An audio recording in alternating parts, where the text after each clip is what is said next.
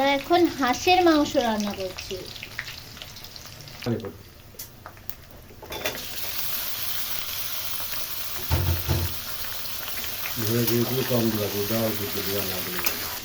আমাদের এটা হলো পাতি হাঁসের মাংস। তো আমরা এটাকে কষাই নিচ্ছি। আমরা এখন এর মধ্যে ঝাল, তারপর আদা রসুন কিছুই দিইনি, পেঁয়াজ দিয়ে গরম মশলা লবঙ্গ এইসব দিয়ে কষিয়ে নিচ্ছি। এবার আমরা রসুন দিয়ে দিচ্ছি। এখন দেবো আদা বাটা। এবার দিয়ে দিচ্ছি ধনে গুঁড়ো,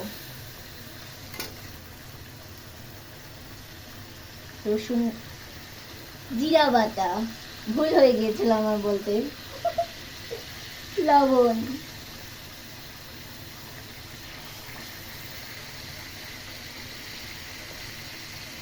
হলুদের গুঁড়া,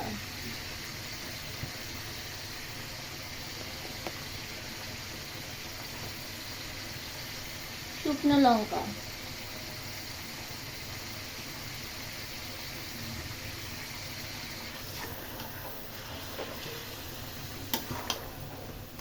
সবকিছু দিয়ে এবার নাড়াচাড়া করে নেব। এবার আমরা এটা কিছু সময়ের জন্য ঢাকনা দিয়ে রেখে দিব।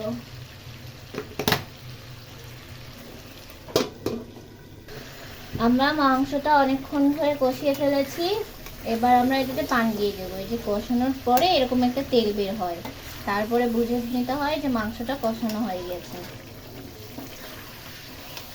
এর মধ্যে আমরা গরম পানি দিব, তাহলে মাংসটা তাড়াতাড়ি সিদ্ধ হবে আর টেস্ট হবে।